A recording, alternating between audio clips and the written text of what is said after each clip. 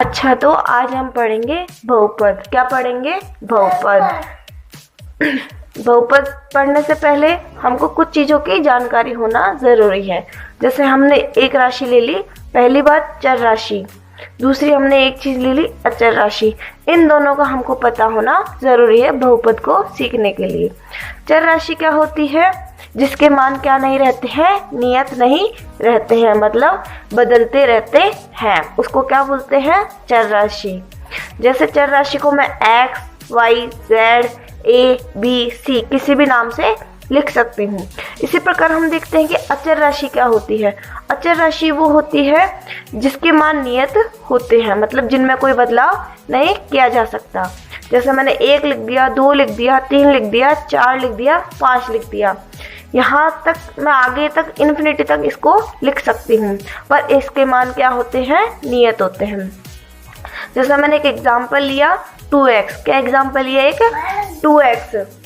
एक एग्जाम्पल ले लिया 2x। इसमें 2 क्या है? जैसे हमने 2x लिया, उसमें देखते हैं 2 तो क्या है? एक अचर राशि है। क्या है? एक अचर राशि, जो कि क्या होती है? नियत होती है। जबकि हमारे पास x क्या है? एक चर राशि है। क्या है? x एक चर राशि है और इसको हम बदल सकते हैं। चर राशि कुछ भी हो सकती है, 1 हो सकती है, 2 हो सकती है, 3 हो सकती है, 4 हो सकती है, इसका मान नियत नहीं होता है। इस प्रकार एक चीज़ हमने देखी। इसके बाद हम दूसरी चीज़ देखते हैं, पद क्या होते हैं।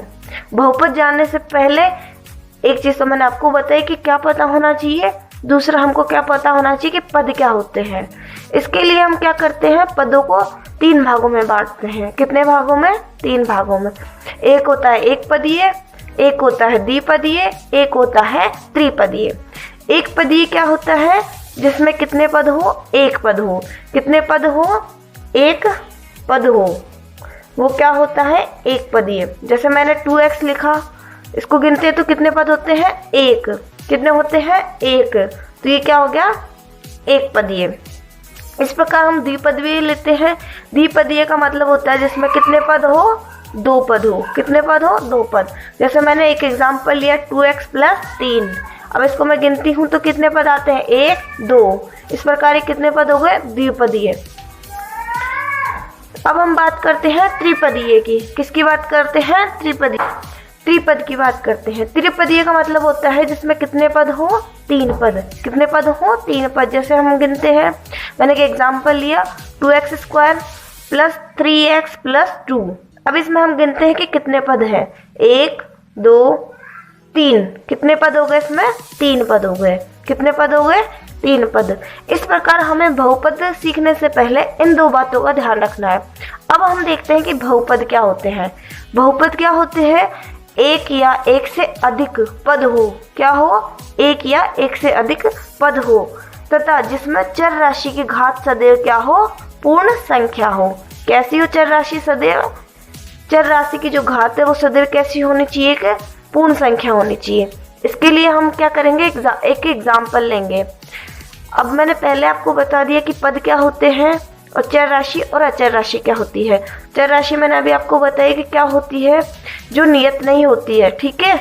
उनकी घात सदैव कैसी होनी चाहिए? एक पूर्ण संख्या होनी चाहिए। पूर्ण संख्या का मतलब होता है 0, 1, 2, 3, 4, इस प्रकार अनंत तक क्या होती है? एक पूर्ण संख्या होती है।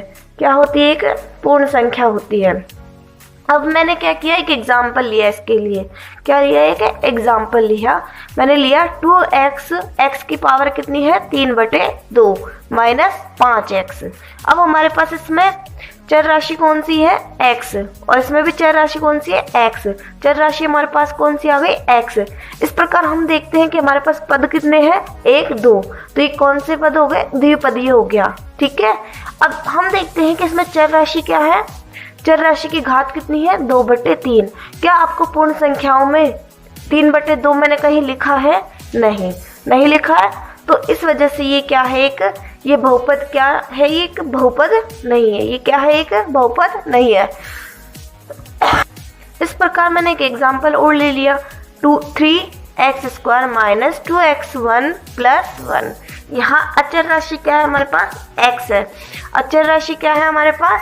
x। हम देखते हैं कि यहाँ पर अचर राशि x पर कितनी घात है, 2। कितनी घात है, 2।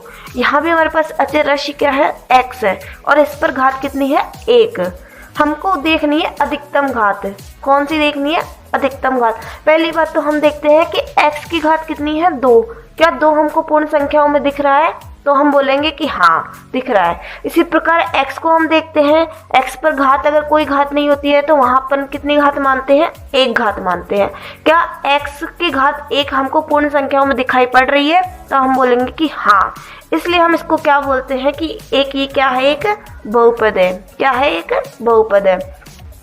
इसी प्रकार मैंने एक एग्जाम्पल और ले लिया। मैंने लिया 1/x² + 1 लिया। यहाँ अचर राशि हमारे पास क्या है, चर राशि हमारे पास क्या है, x। चर राशि क्या है हमारे पास, x। इसकी घात कितनी है, 2। अब मैं क्या करूंगी, अगर x² + 1 को कहाँ ले जाऊं, ऊपर ले जाऊं, तो जो x की घात 2 है ऊपर जाके क्या हो जाएगी, माइनस की हो जाएगी। तो हमारे पास चर राशि x की घात कितनी मिल जाएगी, -2 + 1। अब क्या ये बताओ कि -2 पूर्ण संख्या में है, हम देखेंगे कि नहीं है, तो ये भी क्या है, एक बहुपद नहीं है। ठीक है। इसी प्रकार हम एक और एग्जांपल लेते हैं, √x + 2। अब यहाँ हमारे पास चर राशि क्या है, x। चर राशि क्या है, x। अगर मैं क्या करूँ, हम √ को क्या लिख सकते हैं, 1/2। क्या लिख सकते हैं, 1/2। अब हमारे पास चर राशि x की घात कितनी हो गई, 1/2। क्या हमको 1/2 पूर्ण संख्याओं में कहीं नजर आ रहा है, नहीं। इसी वजह से ये क्या है, एक बहुपद नहीं है। बहुपद हमेशा कैसे होते हैं, धनात्मक। कैसे होते हैं, धनात्मक। बहुपद की घातें हमेशा बहुपद की घातें हमेशा कैसी होती है, धनात्मक होती है। कैसी होती है, धनात्मक। जबकि ये ऋणात्मक नहीं हो सकता, 1/2 के रूप में, मतलब अंश और हर के रूप में नहीं हो सकता है। ठीक है। इसके बाद सबसे पहले हम ये देखेंगे कि बहुपद कितने प्रकार के होते हैं। बहुपद के क्या देखने हैं अपने को, प्रकार। तो बहुपद कितने प्रकार के होते हैं, 3 प्रकार के। कितने प्रकार के होते हैं बहुपद, 3 प्रकार के। एक है रेखीय बहुपद, एक प्रकार है कौन सा, रेखीय बहुपद। दूसरा प्रकार कौन सा है, द्विघात बहुपद। कौन सा है, द्विघात बहुपद। इसी प्रकार तीसरा देखते हैं, तीसरा कौन सा होता है, त्रिघात बहुपद। अब हम देखते हैं कि रेखीय बहुपद किसको बोलते हैं, जिसमें चर राशि की घात। रेखीय बहुपद क्या होता है, जहाँ चर राशि की घात जो होती है अधिकतम कितनी होनी चाहिए, 1। चर राशि की जो घात होती है अधिकतम कितनी होनी चाहिए, 1। इसके लिए जैसे मैंने एक एग्जांपल लिया 2x + 1। क्या लिया, 2x + 1। अब यहाँ पर अगर कोई पावर नहीं होती है, x पर अगर कोई घात नहीं होती है, तो उसका मतलब हम समझते हैं कि उस पर कितनी घात है, 1। कितनी घात है, 1। तो अधिकतम घात कितनी होनी चाहिए, 1। यहाँ अधिकतम घात कितनी है, 1। इस वजह से ये क्या है, एक रेखीय बहुपद है। इसी प्रकार मैंने एक एग्जांपल और लिया, -5x + 2। ये मैंने एक एग्जांपल लिया। अब यहाँ देखते हैं हमारे पास चर राशि क्या है, x। चर राशि क्या है, x। अगर इस पर कोई घात नजर नहीं आती है तो वहाँ हम घात मानते हैं 1। कितनी मानते हैं, 1। तो यहाँ भी 1 है, तो मतलब अधिकतम घात कितनी हो गई हमारे पास, 1। इस वजह से क्या है, ये एक रेखीय बहुपद है। इसी प्रकार हम अगली बात करते हैं द्विघात बहुपद की। किसकी बात, के बाद हम बात करते हैं द्विघात बहुपद की। द्विघात बहुपद क्या होती है, चर राशि की घात अधिकतम कितनी होनी चाहिए, इसमें 2। कितनी होनी चाहिए, अधिकतम 2। इसके लिए मैंने क्या लिया, एक एग्जांपल लिया। जैसे मैंने लिया 2x² + 1। अब यहाँ हमारे पास चर राशि क्या है, x है। चर राशि क्या है, x। और x की घात कितनी है, अधिकतम 2। कितनी है, 2। इसी प्रकार मैंने क्या लिया, एक एग्जांपल और लिया, 4x² + 5। अब यहाँ हम देखते हैं कि चर राशि हमारे पास क्या है, x। चर राशि क्या है, x। x की घात कितनी है हमारे पास, 2। कितनी है, 2। तो चर राशि की घात अधिकतम कितनी होनी चाहिए, 2। तो उसको हम क्या बोलेंगे, द्विघात बहुपद। इसी प्रकार हम त्रिघात बहुपद की बात करते हैं। त्रिघात बहुपद क्या होता है, चर राशि की घात अधिकतम कितनी होनी चाहिए, 3। चर राशि की घात अधिकतम कितनी होनी चाहिए, 3। जैसे इसके लिए मैंने एक एग्जांपल लिया, 3x³ + 2x² + 1। यहाँ हमारे पास चर राशि क्या है, चर राशि क्या है, x। और x की घात कितनी है, 3। यहाँ हमारे पास चर राशि क्या है, x। और x की घात कितनी है, 2। तो यहाँ हम क्या करेंगे, अधिकतम घात। हम किसकी बात कर रहे हैं, अधिकतम की बात कर रहे हैं। तो हमारे पास अधिकतम घात कितनी है x की, 3, इसीलिए हम इसको क्या बोलेंगे, त्रिघात बहुपद बोलेंगे। अब हम पहले बात करेंगे रेखीय बहुपद की। किसकी बात करेंगे, रेखीय बहुपद की, जो कि हमने क्लास 9th में पढ़ा था। वहाँ हमने देखा था कि हमारे पास क्या होता है, एक रेखीय बहुपद होता है। जैसे मैंने एक एग्जांपल ले लिया ax + b। अब यहाँ रेखीय बहुपद अभी मैंने आपको बताया था कि क्या होता है, जहाँ रेखीय बहुपद हमने 9th क्लास में पढ़ा था कि अभी हमने पढ़ा था कि क्या होता है रेखीय बहुपद, जहाँ चर राशि की घात अधिकतम कितनी हो, 1। तो यहाँ हमको कितनी घात नजर आ रही है, 1। अब हम क्या करते हैं, हमको किस चीज़ के बारे में जानना है, शून्यांक के बारे में। किस चीज़ के बारे में जानना है, शून्यांक। शून्यांक क्या होता है, शून्यांक क्या होता है। शून्यांक के लिए हम क्या करते थे 9th में, रेखीय जो बहुपद हमारे पास होता था उसको हम किसके बराबर रखते थे, 0 के बराबर। अगर मैंने इसको 0 के बराबर रखा तो मुझे क्या मिलेगा, शून्यांक मिलेगा। क्या मिलेगा, शून्यांक। मैंने रखा ax + b को अगर मैं 0 के इधर ले जाऊं तो मेरे पास क्या मिल जाएगा, माइनस का b। अब मेरे पास a और x क्या है, इनटू में है, गुणा में है, इसलिए a कहाँ चला जाएगा, नीचे चला जाएगा। कहाँ चला जाएगा, नीचे। तो ये आ गया मेरे पास a। इस प्रकार हमको x का मान क्या मिल गया, -b/a। इसका मतलब होता है कि ये क्या है, -b/a क्या है, इस बहुपद का क्या है, शून्यांक है। क्या है, इस बहुपद का क्या है, शून्यांक है। ठीक है। इसी प्रकार मैं एक एग्जांपल लेती हूँ। मैंने लिखा 4x + 2। क्या लिख दिया मैंने, 4x + 2।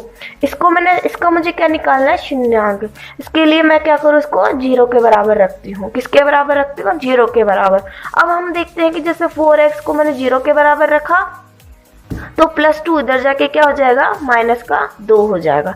ठीक है। अब ये 4 और x किस में है, गुणा में है, इसलिए x का मान निकालना है तो 4 कहाँ चला जाएगा, -2 के नीचे चला जाएगा। कहाँ चला जाएगा, -2 के नीचे चला जाएगा।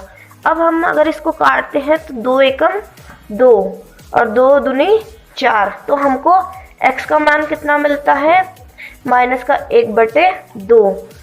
तो हम समझते हैं इससे कि जो हमारे पास 4x + 2 बहुपद है, इसका शून्यांक कितना हो गया, -1/2। ये क्या हो गया, इसका शून्यांक हो गया। अब हम देखेंगे कि बहुपद के शून्यांकों का ज्यामितीय अर्थ क्या होता है। ये चीज़ हमने 9th क्लास में भी देखी थी। हमने 9th क्लास में ज्यामितीय अर्थ, हम बहुपदों के शून्यांकों का ज्यामितीय अर्थ कैसे देखते थे, हम क्या करते थे, ग्राफ लेते थे। ग्राफ के साथ हमको वहाँ क्या दी जाती थी, एक बहुपद दिया जाता था। देखो जैसे ये इस बुक में देखो, जैसे मेरे पास क्या है, एक दे रखी है बहुपद दे रखा है, क्या दे रखा है, एक बहुपद दे रखा है। बहुपद क्या है, y = 2x + 3 बहुपद दे रखा है। ठीक है। अब हम पहले क्या करते थे, y का मान रखते थे और y का मान अगर हम कुछ भी रखते थे तो हमका किसका मान मिल जाता था, x का मान मिल जाता था। और x के मान जो हमको मिलते थे उसको हम ग्राफ में खींचते थे। जैसे हम इसमें देखते हैं, हमारे पास क्या है, एक y बराबर कितना है, 2x + 3 है। ठीक है। अब हमको क्या करना है, किसका मान चाहिए, y और x के दोनों के मान चाहिए। अभी हमने देखा था कि ये दोनों क्या होती है, एक अचर राशियाँ होती है जिनका मान नियत नहीं होता। अब मैंने क्या कर लिया, पहले मैंने x का मान कितना रख लिया, -2 रख लिया। कितना रख लिया, -2। अब इस x के मान को मैं यहाँ रखती हूँ तो मेरे पास y का मान आ जाएगा। मैं यहाँ रख दी 2 -2 + 3। ठीक है। अब हम इसको सॉल्व करते हैं तो क्या आ जाएगा, -2 को +2 को -2 से गुणा करेंगे तो हमारे पास क्या आएगा, -4 और +3। अब आप लोग यहाँ आके कंफ्यूज हो जाते हो कि प्लस माइनस होता है, माइनस प्लस होता है, क्या होता है। ठीक है। इसके लिए मैं आपको बताती हूँ कि हम क्या करेंगे, हम समझ नहीं पाएंगे कि इसको कैसे सॉल्व करें। इसके लिए पहले हम क्या करते हैं, -4 को बाहर कॉमन ले लेते हैं। ठीक है। तो अब जो माइनस का है वो तो हमारे पास क्या रह जाएगा, प्लस का, और जो प्लस का है वो हमारे पास क्या रह जाएगा, माइनस का। इस प्रकार हमारे पास क्या आ जाएगा, 4 - 3। अब हमारे पास y का मान क्या आ गया, अब मैंने 4 में से 3 माइनस कर दिया तो हमारे पास क्या बचेगा, +1। कितना बचेगा, +1। 1 बचेगा। अब यहाँ देखते हैं हम माइनस प्लस हमेशा क्या होता है, माइनस होता है, इसलिए y का मान हमारे पास क्या आ गया, माइनस का 1। क्या आ गया, 1। इस प्रकार x बराबर हमने -2 रखा तो y का मान हमारे पास क्या आ गया, माइनस का 1। इसी प्रकार अगर हम मैं क्या रखूँ, x का मान 2 रख दूँ, कितना रख दूँ, x का मान 2। तो देखो अगर मैं यहाँ इस बहुपद में मैं x की जगह क्या रखती हूँ, 2, क्या रखती हूँ, 2, तो मेरे पास क्या मिलेगा, 2 ब्रैकेट में 2 प्लस 3। अब ये तो आसानी से आप कर पाओगे, 2 × 2 कितना होता है, 4 प्लस 3। इस प्रकार y का मान हमारे पास क्या आ गया, 7 आ गया। तो हमने x बराबर 2 रखा तो y का मान हमारे पास क्या आ गया, 7। अब हमने क्या किया, एक ग्राफ निरूपित किया। क्या किया, एक ग्राफ निरूपित किया। जैसे देखो ये एक ग्राफ है, ठीक है। इस ग्राफ में हम देखते हैं कि एक तो कौन सी होती है, एक्स एक्स होती है, और एक कौन सी होती है, वाई एक्स एक्स होती है, ठीक है। इधर वाले पार्ट को तो हम एक्स लिखते हैं और लेफ्ट साइड के जो बाया साइड है उसको हम एक्स डैश लिखते हैं। इसी प्रकार हम वाई को भी ऐसे ही लिखते हैं, जो हमारा राइट साइड वाला है, दाया वाला साइड है, उसको तो हम वाई लिखेंगे, जो हमारा बाया साइड है उसको हम वाई डैश लिखेंगे। और जो हमने एक्स और वाई लिखे हैं इन पे हम संख्या जो निरूपित करेंगे वो हमेशा कैसी होगी, धनात्मक होगी। जैसे मैंने लिखा 1 2 3, ठीक है। इसी प्रकार मैंने वाई पे लिख दिया 1 2 3 4 5 6 7। ये हमेशा कैसी होनी चाहिए, धनात्मक होनी चाहिए, जबकि बाएं साइड वाली हमेशा कैसी होती है, ऋणात्मक होती है। जैसे मैंने एक्स डैश पे लिखा -1 -2 -3 -4। इसी प्रकार वाई डैश पे भी हमारे पास क्या होनी चाहिए, ऋणात्मक संख्याएं होनी चाहिए, -1। अब हमें कौन कौन से मान मिले थे, हमने जब x -2 रखा था तो y हमारे पास क्या आया था, -1। इसी प्रकार x हमने 2 रखा था तो y का मान क्या आया था, 7। कितना आया था, 7। अब मैं इनको रखती हूँ, जैसे हमने क्या बनाया, x का मान हमारे पास कितना है, 2, माइनस का 2। अगर मैं माइनस का 2 लेती हूँ तो ये रहा, माइनस के 2 के साथ मेरे पास क्या है, y का मान कितना है, माइनस का 1। ये रहा माइनस का 1, हमारे पास y का तो -1 आ गया, जबकि x का हमारे पास कितना है, माइनस का 2। इन दोनों को अगर हम मिलाते हैं तो हमें कौन सा पॉइंट मिलता है, ये वाला। कौन सा पॉइंट मिलता है, ये वाला। तो मैंने यहाँ x का तो कौन सा लिखा था, -2, और y का कौन सा लिखा था, -1। तो ये हमने लिख दिया। इसी प्रकार हम देखते हैं कि फिर हमने क्या लिया, x का मान कितना लिया, 2। अब हमारे x कौन सी है हमारे पास, ये, तो हमने धनात्मक मान लिया। कौन सा मान लिया, धनात्मक मान 2। इसी प्रकार हम जब x का मान 2 लेते हैं तो y का मान हमारे पास कितना आता है, 7 आता है। कितना आता है, 7। अब देखो y में 7 कहाँ है, ये रहा। तो हमें 2 और 7 के जब हम मैच करते हैं, ये 2 का और ये 7 का, तो हमें कौन सा पॉइंट मिलता है, ये वाला पॉइंट मिलता है। पहले यहाँ x की चीज़ लिखी जाती है, इसके बाद y की चीज़ लिखी जाती है। इस प्रकार जब हमको 2 पॉइंट मिले तो अब हम क्या करेंगे, इसको मैच करेंगे। क्या करेंगे, इसको एक सीधी लाइन बना के इसको मैच करेंगे। इसके बाद हम देखते हैं कि जिस एक्स पे ये कटती है, ये सीधी रेखा जिस एक्स पे कटती है वो इसके क्या होते हैं, शून्यांक होते हैं। क्या होते हैं, शून्यांक। अब देखो यहाँ पे ये किस पे कट रही है, -3/2 का x और 0 का y। ये कहाँ आके कट रही है, -2/3। तो हमारे पास शून्यांक क्या आते हैं, -3/2 और 0। ठीक है। अगर हम इसको ऐसे नहीं देखना चाहें तो जैसे हमने 9th क्लास में शून्यांक निकाले थे वैसे भी निकाल सकते हैं। जैसे मैंने समीकरण हमारे पास क्या थी, y बराबर 2x + 3। हम क्या करेंगे, 2x को किसके बराबर रख देंगे, 0 के बराबर। किसके बराबर रख देंगे, 0 के बराबर रख देंगे। तो हमारे पास क्या आ जाएगा, 2x + 3 इधर जाके क्या आ जाएगा, -3 हो जाएगा। क्या हो जाएगा, -3। अब 2 और x किस में है, गुणा में है। तो गुणा वाली संख्या हमेशा नीचे जाके कहाँ चली जाती है, भाग में चली जाती है। तो -3/2। इस प्रकार हमको x के क्या मिल गए, शून्यांक प्राप्त हो गए। अब हम देखते हैं कि इस वाले स्ट्रक्चर को तो हम हमेशा क्या बोलते हैं कि सरल रेखा बोलते हैं। क्या बोलते हैं कि सरल रेखा बोलते हैं। इसी प्रकार हम आगे देखते हैं, जो हमें इस प्रकार की संरचनाएं प्राप्त होती है उनको हम क्या बोलेंगे, परवलयाकार। क्या बोलेंगे, परवलयाकार बोलेंगे। ठीक है, ये भी क्वेश्चन वैसे ही सॉल्व होगा जैसे अभी मैंने पहले वाला क्वेश्चन बताया था। इस प्रकार हमको देखना है कि शून्यंक, हमको सीधी सी बात है, जो हम इस बहुपद में 2.1 पढ़ेंगे उसमें हमें शून्यंक के मान बताने हैं, और शून्यंक वहाँ मिलेगा जहाँ एक्स एक्स काटती हो। कहाँ मिलेगा हमको, एक्स एक्स, शून्यंकों की संख्या बतानी है। जैसे इसमें कहाँ एक्स एक्स कहाँ कितनी जगह काट रहा है, 1 और 2। ये परवलय जो है एक्स एक्स को कितनी जगह काट रहा है, 2 जगह। तो इस संरचना में शून्यंक कितने हो गए, 2। इसी प्रकार देखो आगे बताती हूँ। ये है एक हमारे पास एक संरचना है, इसमें हम देखते हैं कि ये जो परवलय है ये एक्स एक्स को कितनी जगह से काट रहा है। हम देखते हैं कि एक जगह से तो यहाँ काट रहा है, एक जगह से यहाँ काट रहा है। तो इसके कितने शून्यंक हो गए, 2 शून्यंक हो गए। इसी प्रकार एक संरचना हमारे पास ये है। यहाँ भी हम देखते हैं कि एक्स एक्स पर ये परवलय कि इसको कितनी जगह से काट रहा है। अब हम देखते हैं 2.1 के क्वेश्चंस। जैसे मैंने अभी आपको बताया कि कौन सी शून्यंक कैसे ज्ञात किए जाते हैं। हम देखते हैं कि जो रेखा किसी एक्स एक्स को जितनी बार काटती है वही उतने ही उसके क्या होते हैं, शून्यंक होते हैं। जैसे हमने क्या देखा, फर्स्ट क्वेश्चन में देखा। फर्स्ट क्वेश्चन में हमने देखा कि हमारे पास जो रेखा मिल रही है वो एक्स एक्स को नहीं काट रही है। तो इससे हमको पता चल रहा है कि यहाँ पे जो शून्यंकों की संख्या है वो कितनी हो जाएगी, 0 हो जाएगी। ऐसे ही हम दूसरा क्वेश्चन देखते हैं। दूसरे क्वेश्चन में हमको जो संरचना दे रखी है, इसमें जो हमारे पास एक्स एक्स है उसको ये संरचना कहाँ कितनी जगह काट रही है, एक जगह। कितनी जगह काट रही है, एक जगह। इसीलिए इसके शून्यंकों की संख्या कितनी हो गई, 1।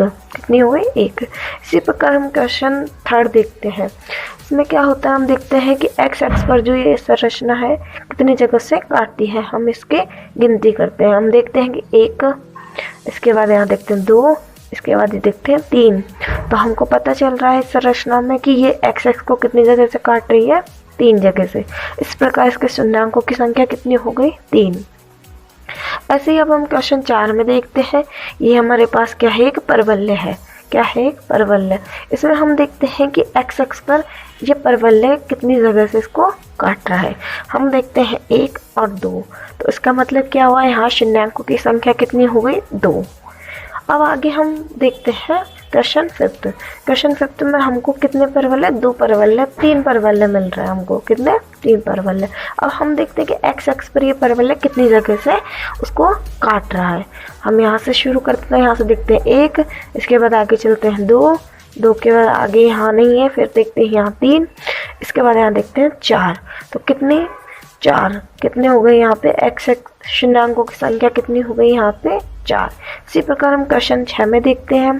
क्वेश्चन 6 पे एक्स एक्स पे संरचना कितनी जगह से कट होती है। एक यहाँ कट हो रही है, एक यहाँ स्पर्श हो रही है, तो भी हम इसको क्या मानेंगे, शून्यंक मानेंगे। तो 2, इसके बाद यहाँ नहीं हो रही है, इसके बाद देखो 3, यहाँ भी क्या हो रही है, स्पर्श हो रही है, एक्स एक्स से स्पर्श हो रही है। इसका मतलब ये यहाँ भी इसका क्या है, एक शून्यंक है। इस प्रकार यहाँ अपने को कितने शून्यंक मिलते हैं, 1, 2 और 3। कितने शून्यंक मिलते हैं, 3। और यहाँ कितने थे, 2। इस प्रकार हमने 2.1 देखी।